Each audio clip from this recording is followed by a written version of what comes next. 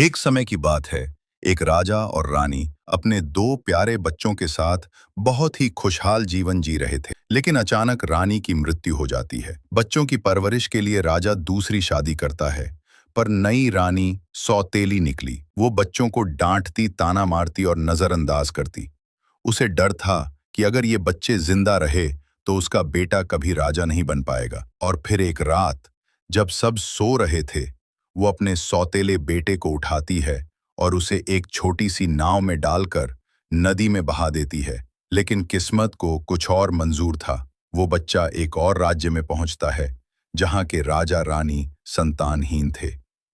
उन्होंने उसे स्नेह से गोद लिया और अपना उत्तराधिकारी बनाने का फैसला किया। उधर सौतेली रानी को फिर डर सताने लगा, कहीं राजा अपनी बेटी को उत्तराधिकारी ना बना दे। और फिर एक रात उसने चुपचाप उसी बेटी को भी नाव में बिठाकर नदी में बहा दिया। वो बेटी भी बहते बहते उसी राज्य में पहुंचती है, जहां अब उसका भाई राजकुमार बन चुका था। लेकिन दोनों एक दूसरे को नहीं पहचानते। बहन अब महल में एक दासी बन चुकी थी। समय बीतता है, भाई राजा बन जाता है। एक दिन वो अपनी प्रजा और दासियों से पूछता है, बताओ तुम्हारी क्या इच्छा है। उस दासी ने सिर झुकाकर कहा, मुझे बस एक लकड़ी की कठपुतली चाहिए। राजा ने उसे कठपुतली ला दी। अब हर रात वो दासी उस कठपुतली से बातें करती है। हाँ, राजा की पुत्री, मुझे मेरी सौतेली माँ ने नदी में बहाया था। हाँ, रानी की पुत्री, लेकिन चिंता मत करो, तुम्हारा दिन जरूर लौटेगा।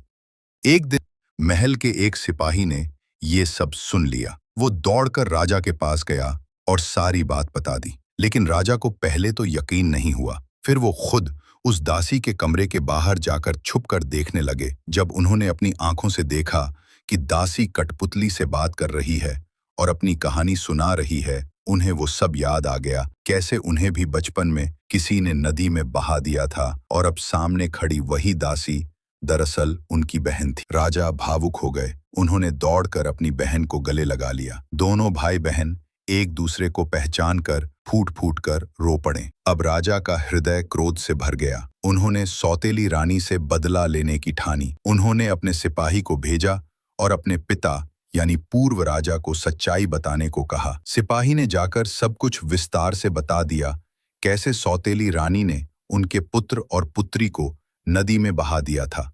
राजा ये सुनकर अत्यंत दुखी हुए। उन्हें नहीं पता था कि उनकी संतान के साथ ऐसा अन्याय हुआ था। तभी उन्होंने आदेश दिया, सौतेली रानी को 100 कोड़े मारे जाएं और उसे राज्य से हमेशा के लिए निकाल दिया जाए। इसके बाद राजा ने अपनी पुत्री को, जो अब दासी नहीं राजकुमारी थी, अपने